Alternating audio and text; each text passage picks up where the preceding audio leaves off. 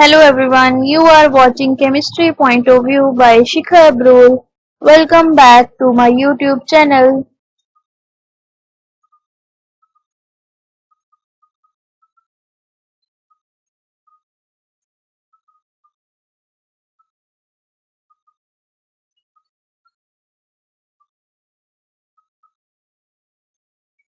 Thought for the day is keep going, everything you need will come to you at the perfect time. This is our second lecture from chapter 4th, class 11th. जैसे कि आप सबको पता है हम लोगों ने last lecture में कवर किया था लुईस सिंबल्स और आपको मैंने उसके लिए क्वेश्चंस भी दिए थे प्रैक्टिस के लिए. इस लेक्चर में हम कवर करेंगे significance of Lewis symbols. Lewis symbol signifies that the number of dots around the symbol represents the number of valence electrons. This number of valence electrons helps to calculate the common or group valency of the elements. For example, we have a carbon atom and there are 4 valence electrons. Therefore, we have 4 dots around the carbon atom. This means carbon has valency of 4 and group valency of its group is 4. The group valency of the element is generally either equal to number of dots in the Lewis symbol or 8 minus the number of dots or valence electrons. This is the example we did. C4 dot C has 4 dots because of 4 valence electrons. In nitrogen, we have 5 dots because of 5 valence electrons and the valency will be 5 or 3. In case of argon, we have valency 0 because valence electrons 8. So 8 minus 8, 0 valency. This is why the group is known as a 0 group. So next topic is types of chemical bonds. Last lecture में हमने पढ़ा था chemical bond होती क्या है. अब हम पढ़ेंगे कितनी टाइप्स की होती हैं. Depending upon the type of force of attraction types of bond can be classified as ionic bonds और covalent bonds and ionic bonds और electrovalent bonds. Second covalent bonds. Third is coordinate bond और dative bond. Start करेंगे first ionic bond के साथ. Ionic bonds, also known as a covalent bonds. In this type of bond formation, one atom loses one electron and other atom gain one electron, and the bond formation take place between two atoms known as a ionic bond and the compound is known as a ionic compound. तो आपने यहाँ पे ये पढ़ा है कि ionic bond जो बनता है वो दो एटम के बीच में बनता है जिसमें एक एटम जो है वो इलेक्ट्रॉन लूज करेगा और दूसरा एटम इलेक्ट्रॉन गेन करेगा. For example, in NaCl, sodium loses one electron and forms Na positive, whereas chlorine accepts one electron and forms Cl negative, and the compound will be sodium chloride NaCl, where Cl will be of negative charge, sodium will be of a positive charge. Second example, try yourself to draw the bond formations of MgCl2. यहाँ पे आप देखोगे magnesium 2 electron release करेगा और वही 2 electron 2 chlorine accept करके MgCl2 बनाएंगे. So we can say ions have electrostatic force of attraction which is the reason of ionic compound formation. Because of that force of attraction, cation and anion combine to form ionic bond और ionic compounds. क्योंकि यहाँ पे आपको पता है sodium cation है और chlorine A9 है. अब कौन कौन सी कंडीशंस है.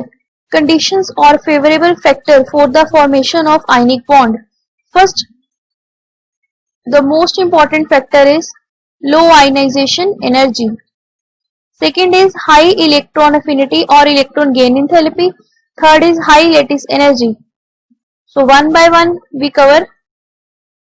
लो आयनाइजेशन एनर्जी. सबसे पहले बात करें लो आयनाइजेशन एनर्जी की तो आपको याद होगा हम लोगों ने थर्ड चैप्टर में पढ़ा था आयनाइजेशन एनर्जी होती क्या है. अगर आपको आयनाइजेशन एनर्जी नहीं आती है तो ऊपर लिंक आ रहा है आई आइकन पे आप लोग चेक कर सकते हो what is ionisation energy. Second है हाई इलेक्ट्रॉन अफिनिटी और इलेक्ट्रॉन गेन एंथैल्पी, ये भी हम थर्ड चैप्टर में कर चुके हैं, इसका भी लिंक ऊपर आई आइकन पे आ रहा होगा, आप चेक कर लो। Third is your lattice energy. Lattice energy क्या होती है? कंपाउंड में एक लैटिस में जो एटम्स प्रेजेंट है उनको ब्रेक करने के लिए कितनी एनर्जी लगेगी या फिर उनको फॉर्म करने में कितनी एनर्जी लगेगी, that is known as a lattice energy. For example हमारे पास दो एटम्स है ए और बी, ये कंपाउंड तभी बनाएंगे जब ये तीनों कंडीशंस फुलफिल करेंगे। फर्स्ट कंडीशन है लो आयनेशन एनर्जी, जब तक आयनेशन एनर्जी लो नहीं होगी तब तक हमारे पास कैटायन नहीं बनेगा, और जब तक कैटायन नहीं बनेगा तब तक हमारे पास इलेक्ट्रॉन रिलीज नहीं होगा। सेकेंड है इलेक्ट्रॉन गेन एंथैल्पी, जब तक हमारे पास जो सेकेंड एटम है उसकी आयनेशन एंथैल्पी हाई होगी बट उसकी इलेक्ट्रॉन अफिनिटी हाई होगी। जब तक हमारे पास सेकेंड एटम इलेक्ट्रॉन गेन नहीं करता which is of high electron affinity, तब तक हमारे पास एनाइन नहीं बनेगा, और जब तक हमारे पास एनाइन फॉर्मेशन नहीं होगी तब तक हमारे पास आयनिक कंपाउंड नहीं बनेगा। जैसे यहाँ पे फॉर एग्जांपल मैं बात करती हूँ सोडियम की, तो फर्स्ट कंडीशन है सोडियम की आयनाइजेशन एंथैल्पी लो होनी चाहिए, उस टाइम पे वो क्या करेगा, एक इलेक्ट्रॉन रिलीज कर रहा है, तो वो क्या बना रहा है, कैटायन सोडियम पॉजिटिव। अब ये इलेक्ट्रॉन अगर आर्गन को हम दें तो आर्गन की कॉन्फ़िगरेशन क्या हो जाएगी, 3p6 आगे फुली फिल्ड है, आर्गन नेगेटिव में जाएगा, बट क्योंकि आर्गन के पास हाई इलेक्ट्रॉन गेन एंथैल्पी नहीं है तो वो इलेक्ट्रॉन एक्सेप्ट नहीं करता, तो यहाँ पे सेकंड कंडीशन फेल हो जाती है। तो यहाँ पे जो सेकंड कंडीशन फुलफिल कर सकता है क्लोरीन, क्लोरीन के पास हाई इलेक्ट्रॉन गेन एंथैल्पी है, वो इलेक्ट्रॉन गेन कर सकता है जो इलेक्ट्रॉन सोडियम ने लूज किया था, और क्लोरीन बनाएगा Cl negative, and by the formation of Cl negative sodium positive combined with Cl negative to form a NaCl. Then next is your covalent bond. This type of bonds are formed by the sharing of electrons by both the atoms.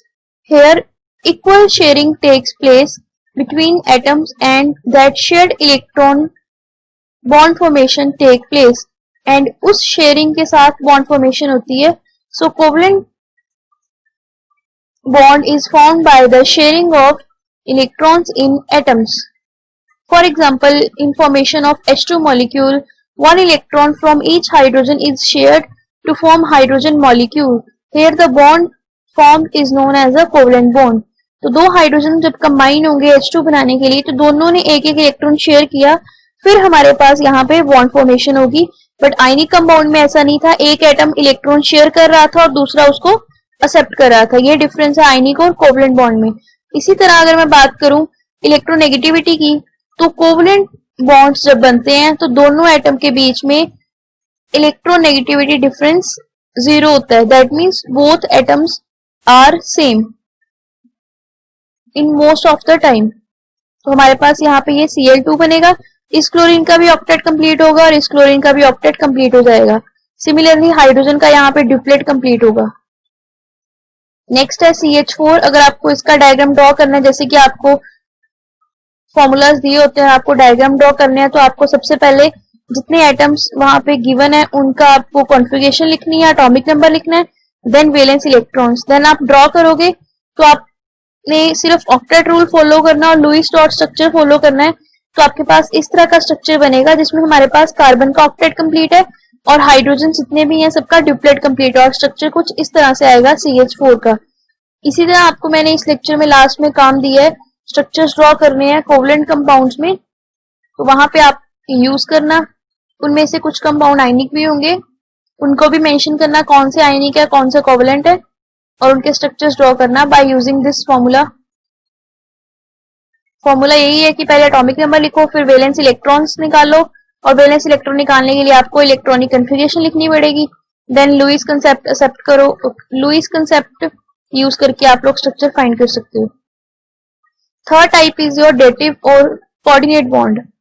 इसके नाम से पता लगा कि यहाँ पे coordination की जरूरत है, कोऑर्डिनेट होंगे यहाँ पे, तो कोऑर्डिनेट में यहाँ क्या होगा, these type of bonds are formed when an electron pair is donated by one of the bonding atoms and shared by both the bonding atoms। जितने भी एटम बॉन्ड बनाएंगे इलेक्ट्रॉन सब शेयर करेंगे, पर जो एक बॉन्ड पेयर है या एक लोन पेयर है वो एक ही एटम डोनेट करेगा।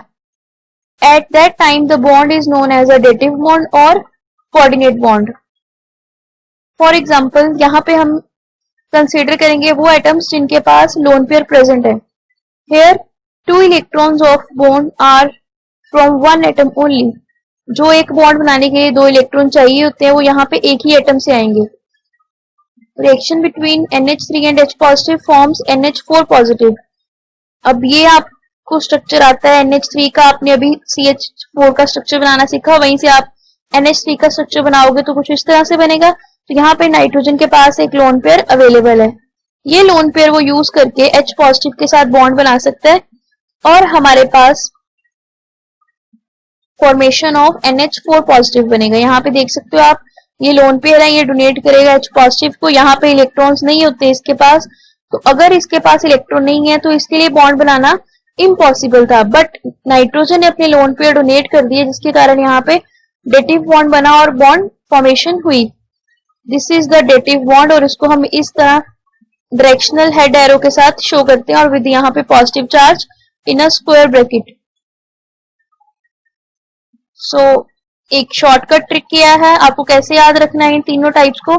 आयनिक बॉन्ड्स में क्या होता है, इलेक्ट्रॉन ट्रांसफर होते हैं from one atom to other atom. Covalent bond में क्या होता है, sharing of electron, equal sharing होती है दोनों में। और कोऑर्डिनेट में क्या होता है, sharing of electrons by one atom only. तो इस तरह से आप ये टाइप ऑफ केमिकल बॉन्ड याद रख सकते हो। अब ये आपके लिए काम है जो आपने क्वेश्चन ड्रॉ करने हैं और चेक करना है इनमें से कौन से कोवलेंट और कौन से आयनिक है। फॉर एग्जांपल CH4 हम कर चुके हैं, CO2, N2, O2, H2O, CCl4, NH3, HF, HI and F2। इन सब के लिए एटॉमिक नंबर्स लिखो, उनकी इलेक्ट्रॉनिक कन्फिगरेशंस लिखो, देन वैलेंस इलेक्ट्रॉन्स फाइंड करो and then try to draw the structures. And the last question is what are ionic bond and what are the favorable conditions for it। ये भी हमने अभी पढ़ा है। So by this I finish my this lecture here। Thank you for watching। Share if you find it useful। Keep watching, share and subscribe my channel। See you in the next lecture। Till then keep learning। Bye bye।